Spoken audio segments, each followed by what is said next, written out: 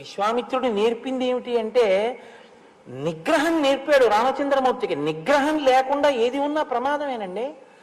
కాబట్టి నేను ఈ మాట ఎందుకు చెప్పవలసి వచ్చింది అంటే, ఆ సగర చక్రవర్తికి 2 భార్యలున్నా సంతానం లేరు. ఇప్పుడైనా సంతానం కోసమని తపస్సు చేయడానికి వెళ్ళాడు. ఎక్కడికి వెళ్ళాడు? హిమవంతం సమాసాద్య భృగు ప్రస్రవణీగిరౌ. భృగు ప్రస్రవణము అనబడేటటువంటి ఒక పవిత్రమైనటువంటి ప్రదేశాన్ని చేరుకున్నాడు హిమవత్ పర్వతం మీద. ఎందుకంటే దేశము కాలము ప్రదేశము, దేశమే ప్రదేశము, దేశమునకు ఒక శక్తి ఉంటుంది. శృంగేరి పీఠం శృంగేరిలోనే ఎందుకు ఉండాలి? గుంటూరులో పెట్టకూడదా శంకరాచార్యుల వారంటే? శృంగేరిలో ఆ శక్తి కనపడింది, తపోశక్తి. దేశమునకు ఆ శక్తి ఉంటుంది, భూమండలమునకు. కాబట్టి ఇప్పుడు అక్కడికి వెళ్ళి ఆయన తపస్సు చేశాడు భార్యలతో కలిసి. ఎవరి గురించి? అదో గమ్మత్తు, భృగు మహర్షి గురించి తపస్సు చేశాడు. మహర్షి దర్శనానికి తపస్సు చేశాడు. అంటే మీరు ఇక్కడ ఒక విషయాన్ని గమనించవలసి ఉంటుంది. దేవతలు ఎంత శక్తివంతులో ఋషులు కూడా అంతే శక్తివంతులు. ఋషి కూడా మీకు అలాగే కృప చెయ్యగలడు. కాబట్టి ఆయన ఋషి గురించి తపస్సు చేశాడు. చేస్తే ఋషి ప్రత్యక్షమయ్యారు భృగు మహర్షి. దేనికి తపస్సు చేస్తున్నావు? అది అడగక్కర్లేదు, ఆయనకి తెలుసు. ఆయన అన్నాడు, నీకు 2 భార్యలు కదా, ఒక భార్య యందు బహుసంతానము, అంటే చాలా మంది పిల్లలు పుడతారు. ఒక భార్య యందు వంశకరుడు జన్మిస్తాడు. చాలా తథాస్తు. ఆయన వెళ్ళిపోతున్నారు. కుతూహలం అని ఒకటి ఉంటుంది లోకంలో. కుతూహలం అన్నది ఎందులోంచి వస్తుందో తెలుసా అండి? మీ మనసు యొక్క స్థితిలోంచి వస్తుంది. వెంకటాచలంలో దర్శనం చేసుకుని మీరు బయటకు వస్తున్నారు అనుకోండి, ప్రసాదం ఇస్తుంటారు. ఇలా ఇలా ఇలా ఇలా చూస్తుంటాడు. ఇటు కౌంటరు అటు కౌంటరు, 2 దారులు ఉంటాయి. ఇటు నుంచి ఇస్తారు, అటు నుంచి ఇస్తారు. ఇటు అటు కూడా చూసి పెడతాడు. ఎందుకంటే చక్ర పొంగల్ ఇటిస్తున్నారని చూస్తాడు. అంటే తనకి ప్రసాదం మీద కుతూహలం కన్నా చక్ర పొంగలి మీద కుతూహలం ఎక్కువ. జిహ్వ చాపల్యం అక్కడ కూడా ఉంది అని గుర్తు. సరే, ఏమో చక్ర పొంగల్ని ప్రసాదంగా తీసుకున్నాడు కదండి అంటే ఏమో కొంతవరకు పర్వాలేదేమో. కానీ అదేంటండి, ఎట్టెడితే ఏదిస్తే అది ప్రసాదం అండి నాకు అన్నవాడికి అలా చూడక్కర్లేదు. అక్కడికి వెళ్ళి చెయ్యి పెట్టి చేతిలో ఏం పెడితే కళ్ళకు అద్దుకుని నోట్లో పెట్టుకుని వెళ్ళిపోతాడు కదా. కుతూహలం ఎక్కడుంటుందో అంటే మనసు యొక్క స్థితిని బట్టి ప్రశ్న వస్తుంది ఎప్పుడూను. నేను అందుకే మీతో మనవి చేశాను, అదొక పెద్ద మనస్తత్వ శాస్త్రం అండి. శ్రీరామాయణం బాగా జీర్ణమైతే మీతో మాట్లాడే మనిషి యొక్క మాటని బట్టి ఆయన సంస్కారాన్ని లెక్క కట్టేస్తారు, మీరు తెలిసిపోతుంది. కాబట్టి ఇప్పుడు 2 భార్యలు అన్నారు. మాలో ఎవరికి వంశకరుడు, ఎవరికి బహుపుత్రులు? అంటే ఇద్దరికి ఏదో కోరిక ఉందిగా, 2 ఎక్కువ సంతానమే కావాలని కోరుకుంటే ఇబ్బంది, కానీ ఇద్దరికి ఏమో వేరు వేరు కోరికలు ఉన్నాయేమో. అంటే భృగు మహర్షి అన్నారు, ఆ గొడవ ఎందుకు మీకు ఎలా కావాలి అడగండి అన్నారు. మునేస్తు వచనం శ్రుత్వా కేశిని రఘునందన పుత్రం వంశకరం రామ జగ్రాహన్ నృపసన్నిధౌ. అంటే రాజసన్నిధిలోనే అడిగింది. అంటే రాజుగారిని వీళ్ళు ఏమండి అడగండి అడగండి, మాలో ఎవరికి ఎక్కువ మంది పిల్లలో, ఎవరికి ఒక్క పిల్లాడు పడతారో మీరు అడగండి అన్నారని గుర్తు కదా.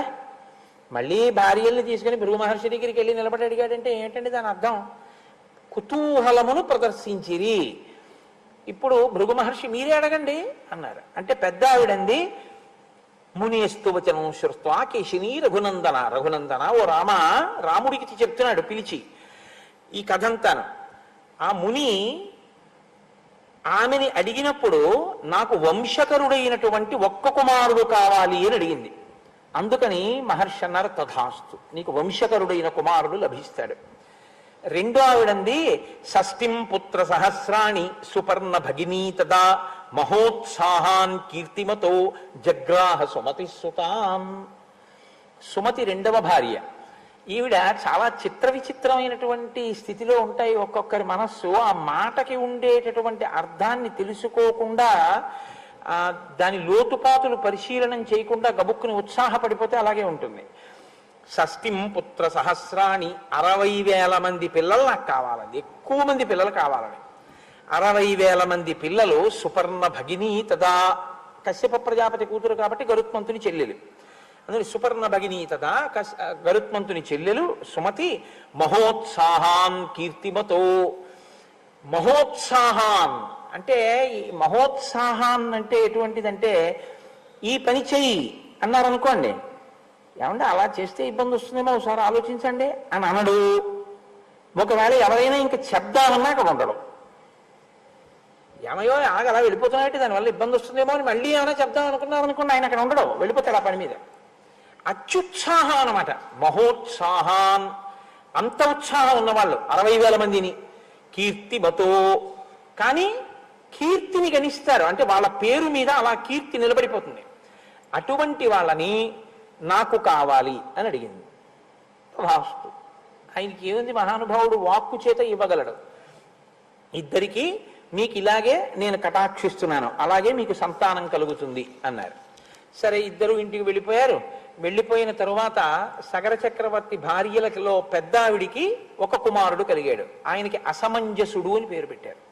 రెండవ ఆమెకి ఒక పెద్ద పిండం ఒకటి పుట్టింది. ఆ పిండానికి తేనె పట్టుకు తేనెటీగలు ఎలా ఉంటాయో అలా 60,000 మంది చిన్న చిన్న చిన్న చిన్న పిల్లల యొక్క వ్యూహము దానికి అంటుకునుంది. దాదులు వీళ్ళని నీతి కుండల్లో పెట్టి పెంచి పెద్ద చేశారు. అంటే ప్రిమిచ్యూర్లు బర్త్ అన్నది రామాయణ కాలానికే ఉందిలా ఉంది. అందుకని 60,000 మందిని నీతి కుండల్లో పెట్టి పెంచి పెద్ద చేశారు. ఇప్పుడు ఈ 60,000 మంది పెద్దవాళ్ళు అయ్యారు. అసమంజసుడు పెద్దవాడయ్యాడు. అసమంజసుడు ఈ 60,000 మంది అన్నదమ్ములు కదండి అవుతారు, ఇద్దరు భార్యల బిడ్డలు కాబట్టి. బాగా జ్ఞాపకం పెట్టుకోండి, నేను ఎందుకు ఈ బంధుత్వం మీకు చెప్తున్నానంటే ఎదర చాలా అవసరం అవుతుంది ఇది. ఈ అసమంజసుడు ఒక పని చేస్తుండేవాడు. సరయూ నదిలో ఆడుకుందాం రండని పిలిచేవాడు పిల్లల్ని. వాళ్ళందరూ పిల్లలు కదా, సరే ఆడుకుందామని వెళ్ళేవారు. ఆయనకు ఒక అలవాటు, ఆడుతూ ఏం చేసేవాడంటే పిల్లల్ని తీసుకెళ్లి సరయూ నదీ తీరంలో ఉండేటటువంటి నీటిలో వాళ్ళకి ఊపిరి ఆడకుండా నొక్కి చంపేసేవాడు.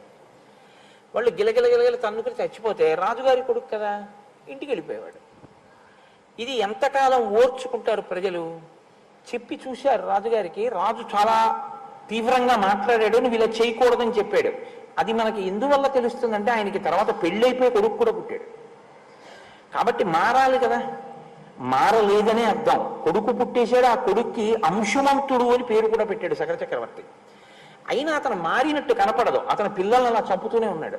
అంటే ఒక్కొక్కడికి ఒక్కొక్క పైశాచికమైన ఆనందం. కాబట్టి ఏవం పాప సమాచార సజ్జన ప్రతిపాదక పౌరాణామహితే యుక్త పుత్రో నిర్వాసిత పురాత్. ధర్మం అంటే అది. ధర్మం అంటే 10 మంది బిడ్డలు పోయి ఏడుస్తుంటే నా పిల్లాడు సంతోషిస్తున్నాడని ఊరుకోవడం కాదు. ధర్మం ధర్మమే. కాబట్టి రాజు అన్నాడు, సజ్జన ప్రతిబాధక, సజ్జనుల్ని బాధిస్తోంది నా కొడుకు ప్రవర్తన, కాబట్టి వీడి ఊళ్ళో ఉండడానికి వీల్లేదని రాజ్య బహిష్కారం విధించాడు. నువ్వు నా దగ్గర ఉండకుండా వెళ్ళిపో అన్నాడు. అసలు తండ్రికి కొడుకు కనపడకుండా దూరంగా వెళ్ళిపోతున్నాడు అంటేనే చాలా బెంగ. అటువంటిది తండ్రి తనంత తానుగా కొడుకుని రాజ్య బహిష్కారం విధించాలి అంటే చాలా కష్టం. అది రాజే తలుచుకుంటే దాన్ని ఎలాగైనా సరే తిమ్మిని బమ్మి చేసి తన కొడుకే ఒప్పు అని నిరూపించవచ్చు. కానీ అది ఇక్ష్వాకు వంశంలో ఉన్నటువంటి చక్రవర్తుల లక్షణం కాదు.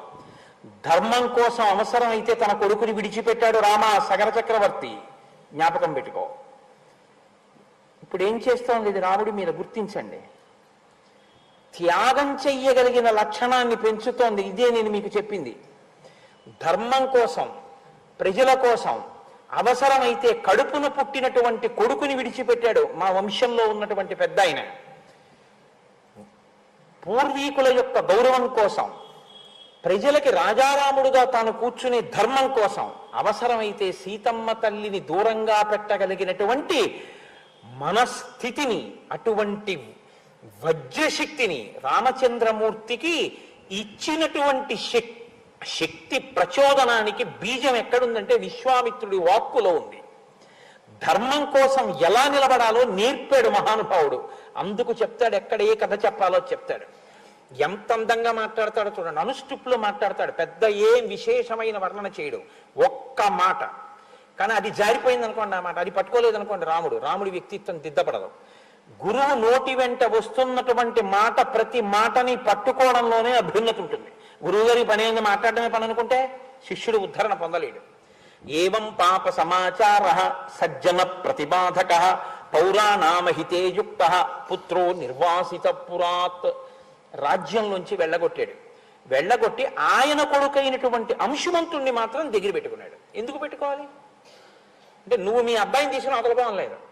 నువ్వు మీ అబ్బాయిని తీసుకుని అవతలపోవడానికి అబ్బాయి చేసిన తప్పే ఉంది. మనవణ్ణి ఉంచుకున్నాడు. నేను కూడా నా నాన్నగారితో పోతానన్నాడు అనుకోండి, అయితే బాగుంటాడు. అలా అనలేదు వాడు. అంటే వాడు ధర్మాధర్మ విచక్షణ ఎరిగినవాడు, పిల్లవాడి స్థాయిలో ఉన్నవాడు కాబట్టి నేను వాడంటున్నాను. మా నాన్నగారితో వెళ్తానని లేదు, మా తాతగారితో ఉంటానన్నాడు. అంటే తాతగారు బిడ్డని విడిచిపెట్టేస్తే మా నాన్నగారిని పంపించిన మా తాతగారి ధర్మనిష్ట అంత గొప్పది అని తాతగారి పక్కన మనవడు ఉండిపోయాడు. తండ్రి ఆ స్థితి, కొడుకు ఈ స్థితి, పైన తండ్రి తాతగారిది ఆ స్థితి, మధ్యలో ఉన్నవాడిది ఇంత విచిత్రమైన స్థితి. ఎందుకు వస్తాయి ఇలాగా? అదే కర్మ ఫలితాలంటే. ఎంత గమ్మత్తుగా ఉంటుందో చూడండి. మీరు అదొక్కటి పట్టుకుని ఎంతైనా విశ్లేషణలోకి వెళ్ళచ్చు. రాముడి మనసులోకి నాటుకుపోతున్నాయి ఇవన్నీ. నేను పుట్టిన వంశం ఇంత గొప్పది, నా ముందు ఉన్నటువంటి వాళ్ళు అంత గొప్పవాళ్ళు, నేనొక్క పొరపాటు చేస్తే వాళ్ళందరూ సిగ్గుతో తలంచుకుంటారు. మా వంశంలో చెడ పుట్టాడు వీడి వల్ల మేమందరం ధర్మాత్ములమై కూడా ఇలా తల దించుకు నిలబడుతున్నాం, వీడు మా వంశంలో పుట్టినందుకు అని వాళ్ళు బాధపడతారు. నేను అలా ప్రవర్తించకూడదు. మా తాత మా తండ్రులు గౌరవింపబడాలి, నన్ను చూసి సంతోషించాలి, మా రాముడు ఇటువంటి వాడు అని వాళ్ళు సంతోషించాలి. అబ్బా ఏమి అంశువంతుడు, ఏమి సగర చక్రవర్తి, ఏది చేస్తే ప్రభు రాజ్యంలోంచి పంపించేయచ్చు అంటే ఊరి క్షేమం కోసం అవసరమైతే తన కొడుకును వదిలేశాడు. తన కొడుక ఊరా అంటే ఊరే కొడుకు కాదు, ఇది ప్రభు అంటే. ఊరా కొడుక అంటే ఊరిపోతే పోయింది, నా కొడుకు బాగుండాలన్నవాడు ప్రభువుగా కూర్చోవడానికి అనర్హుడు కదండి. ఇది రామాయణం అంటే. ఇది నేర్పుతోంది, ఒక రాజుకు ఉండవలసినటువంటి లక్షణాన్ని నేర్పుతోంది. ఇందులోంచి వచ్చాడు రాజారాముడు.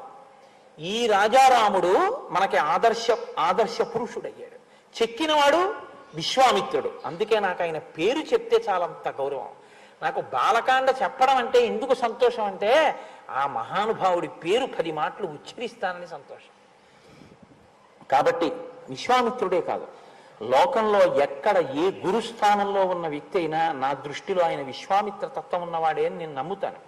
కాబట్టి తస్య పుత్రోంశుమాన్ నామ అసమంజస్య వీర్యవాన్ సమ్మత సర్వలోకస్య సర్వస్యాపి ప్రియం వదః. ఆయన కుమారుడైనటువంటి అంటే అసమంజసుని కుమారుడైనటువంటి అంశుమంతుడు మాత్రం ధర్మాత్ముడై లోకంలో ఉండేటటువంటి ప్రజలందరి చేత ప్రేమింపబడి అందరి చేత గౌరవింపబడ్డాడు. సగర చక్రవర్తి చాలా సంతోషించారు అని ఆయన అన్నారు. సగర చక్రవర్తి అశ్వమేధయాగం చేశాడు అన్నారు, అంతే అని తర్వాత విషయానికి వెళ్ళిపోబోతున్నారు. ఆయన పరిశీలనం చేస్తాడు.